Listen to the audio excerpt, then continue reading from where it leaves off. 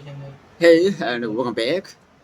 आज मैंने थोड़ा एरर पहन लिया है, कोई बात नहीं। एंड लास्ट क्लास में हम इस बुक को हम स्टार्ट किया थे।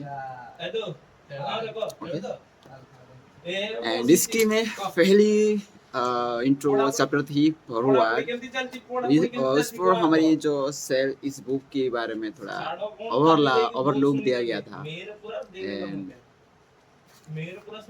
so first chapter is book की है कि the man desired gold. Okay, तो without wasting any time start करते हैं और देखते हैं भाई इस बुक में नेम से ही तो पता चल रहा है कि भाई बहुत इंटरेस्टिंग चैप्टर होगा भाई। ओके, और अच्छा start.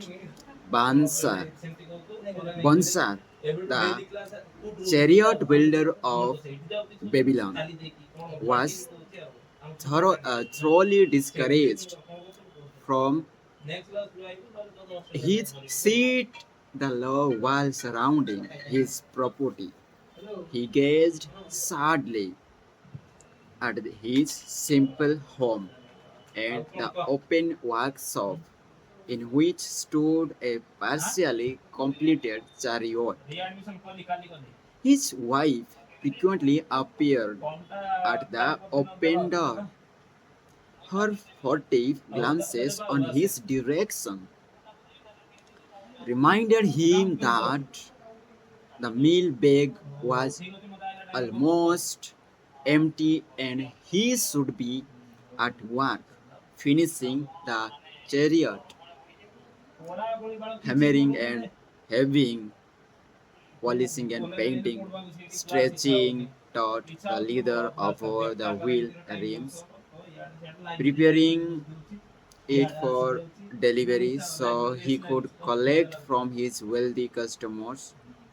Nevertheless, his pet, a muscular body, sat stolidly upon the wall.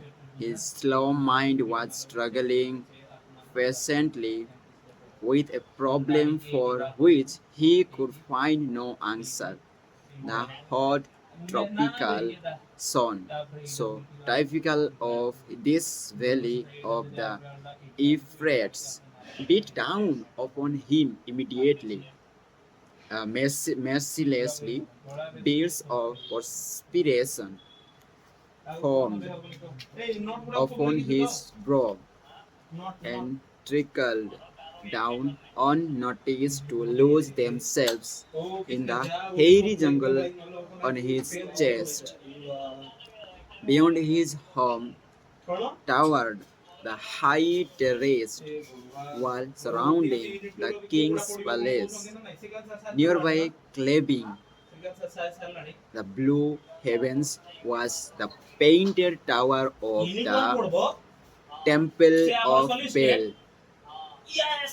In the shadow of such grandeur was his simple home, and many others far less neat and well cared for. Babylon was like this, a mixture of grandeur and squalor, of dazzling wealth and direct poverty, crowded together without plan or system within the protecting walls of the city. Behind him, had he cared to run, turn, and look, the noisy chariots of the rich jostled and crowded aside the sandaled tradesmen as well as the barefooted beggars. Even the rich were forced to turn into the gutters to clear the way for the long lines of slab water carriers. On the king's business is bearing a heavy goat skin of water to be poured upon the hanging gardens. Bansar was too engrossed to his own problem to hear or heed the confused hubbub of the busy city. It was the unexpected twanging of the strings from a familiar lyre that aroused him from his reverie. He turned and looked into the sensitive, smiling face of his best friend, Kobe, the musician. Okay, sorry. May the gods bless the with great liberality. May good friend began Kobe with the elaborate salute. Yet it does appear they have already been so generous. Thou needest not to labor. I rejoice with the in the day good fortune. More I would even share it with thee. Pray for from the purse which must be bulging as thou wouldest be busy in your shop. Extract but two humble shekels and lend them to me until after the nobleman's feast this night. Thou wilt not miss them ere they are returned. If I did have two seconds, Bansa responded gloomily. To no one could I lend them, not even to you, my best of friends. For the would be my fortune, my entire fortune. No one lends his entire fortune, not even to his best friend. What? Exclaimed Kobe with genuine surprise. Thou hast not one shekel in the purse, yet sit like a statue upon a wall. Why not complete that career? How else canst thou provide for their noble appetite? 'Tis not like thee, my friend, where is thy endless energy? Doth something distress thee? Have the gods brought you the troubles, the torment from the gods? It must be, once agreed. It began with a dream, a senseless dream. Okay, senseless dream in which I thought I was a man of means. From my belt hung a handsome purse heavy with coins. There were shekels which I cast with a careless freedom to the beggars. There were pieces of silver with which I did buy finery for my wife and whatever I did desire for myself. There were pieces of gold which made me feel assured of the future and unafraid to spend the silver. A glorious feeling of contentment was within me. You would not have known me for the hard-working friend, not wouldst have known my life. So free from wrinkles was her face and shining with happiness.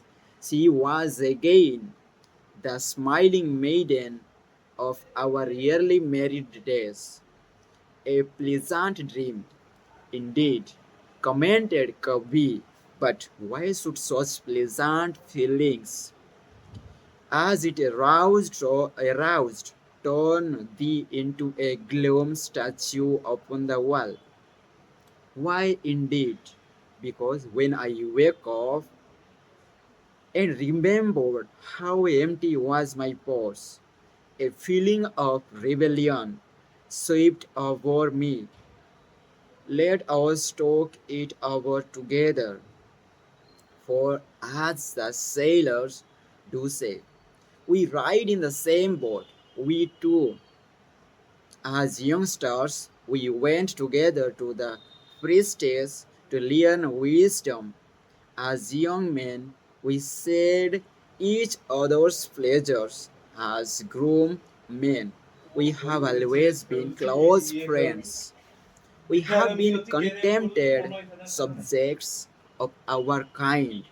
We have been satisfied to work long hours and spend our earnings freely. We have earned much coin in the years that have passed, yet to know the joys that come from wealth. We must dream about them. Why are we more than dumb sheep?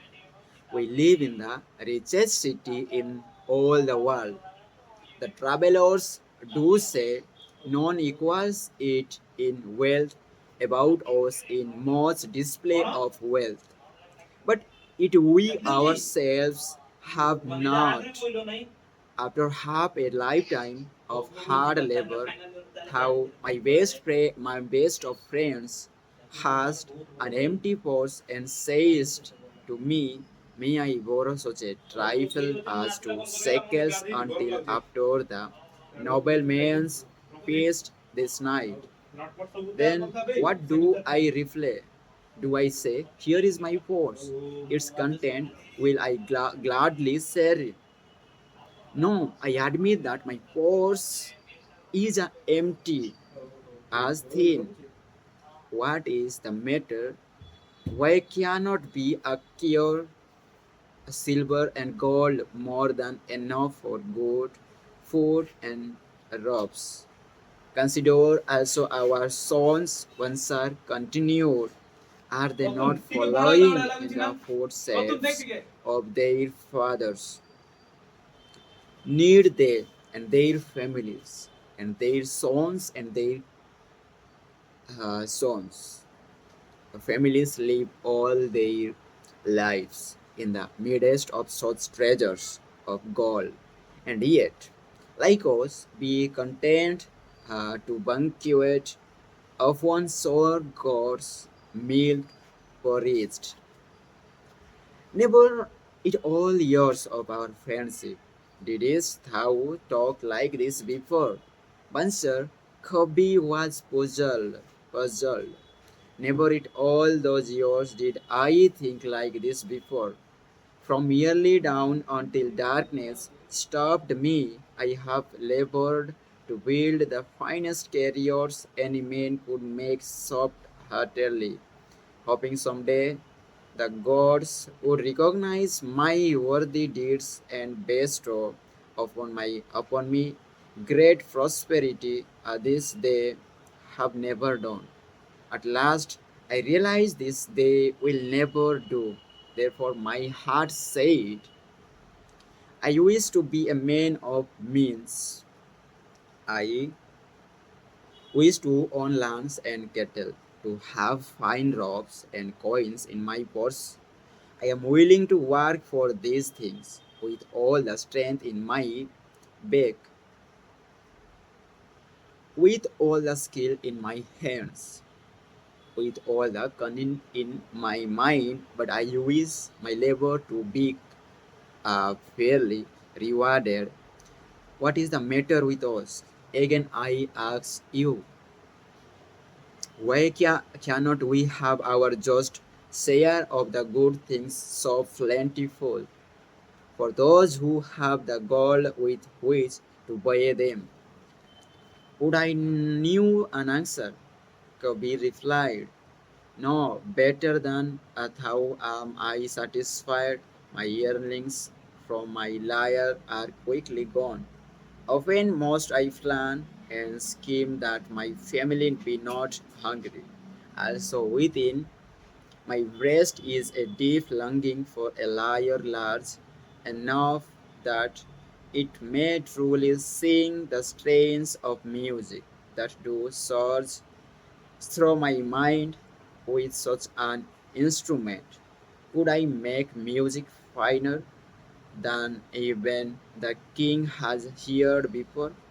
Such a liar, thou shouldest have. No man in all Babylon could make it sing more sweetly, would make it sing so sweetly. Not only the king, but the gods themselves would be delighted. But how mayest thou secure it will we both of us are as poor as the king's slaves. Listen to the bell, here they come. He pointed to the long column of half-naked, sweating water bearers floating laboriously up the narrow street from the river. Five abreast, they marched, each penned under the heavy goat skin of water, a fine figure of a man, he who doth lead them. Kavi indicated the warrior wearer of the bell who marched in front without a lord, a prominent man in his own country, uh, TCG, to see there are many good figures in the line.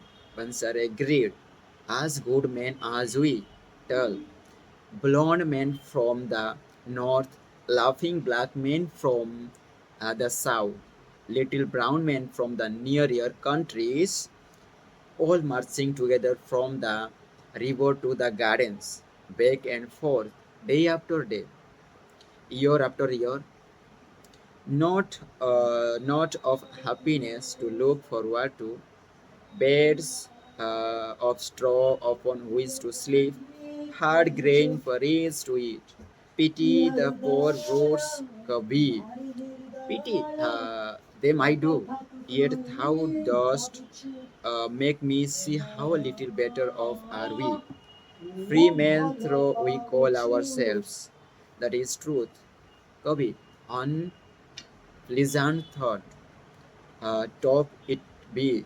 We do not wish to go on year after year, living slavish lives, working, getting nowhere. Might we not find out how others acquire gold and do as they do?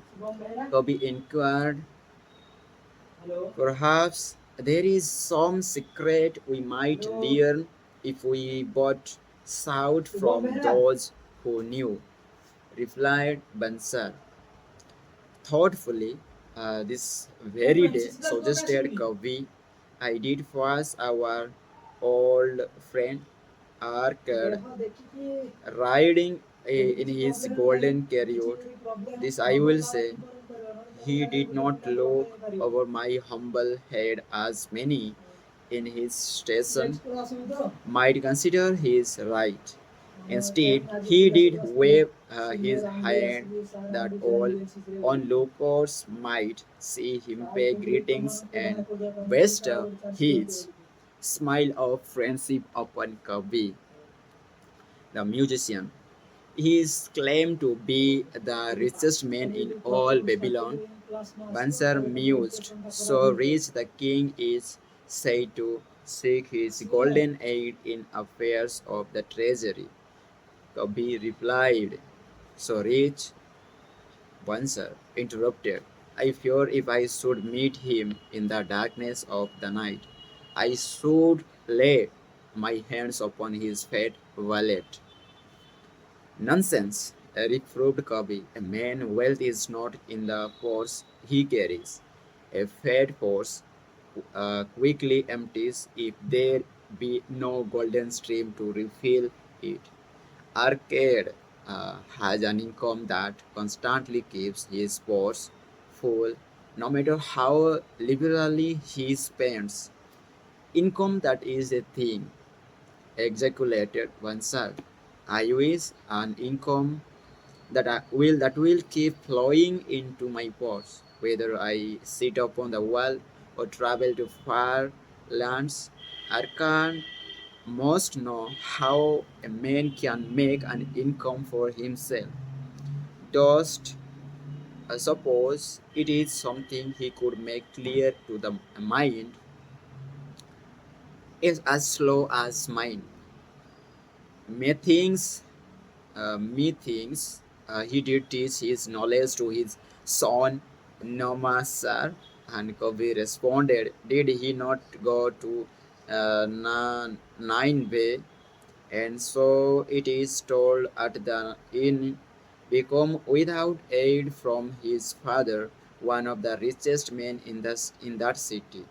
Kobe, thou bringest to me a rare thought, a new light gleared in Vansar's eye. It cost nothing to ask wise advice from a good friend, and Arkad was always that.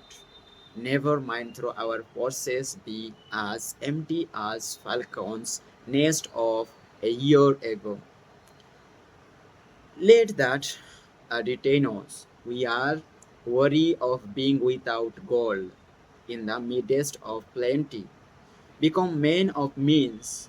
Come, let us go to arcade and ask how we also may acquire incomes for ourselves.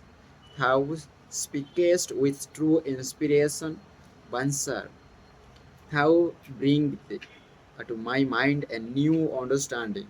Thou market me to realize the reason why we have never found any measure of wealth. We never sought it.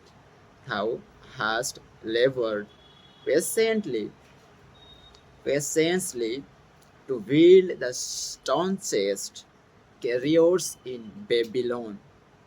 To that purpose was devoted your best endeavors.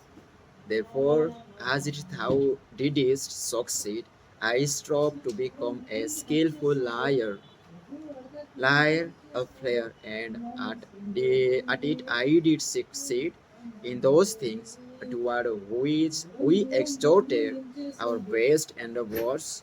We succeeded. The gods were content to let us continue thus.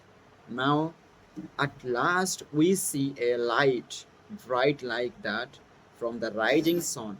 It biddeth us to learn more that we may prosper more. With a new understanding, we shall find honorable ways to accomplish our desires. Let us go to Arcad this very day. Bansar urged. Also, let us ask other friends of our boyhood days who have fared no better than ourselves to join us that they to may share in his wisdom. Thou wert ever thou thoughtful of thy friends, answer, therefore hast thou many friends. It shall be as thou said. We go this day and take them with us. Okay, this is all about the chapter number past chapter, that is the main desired goal. And the men who pursue, he not called the wealthiest, who have the thick, most thick and purse in his uh, pant pocket. The man is rich, who after the empty of that purse, that replaced by the replaced and that come like in a flow of the money or anything that is filled by the gold, gold land, gold mine. So find it gold. Okay, this is all about the chapter one of the richest man in Babylon. This is Babylon is the richest place in the earth.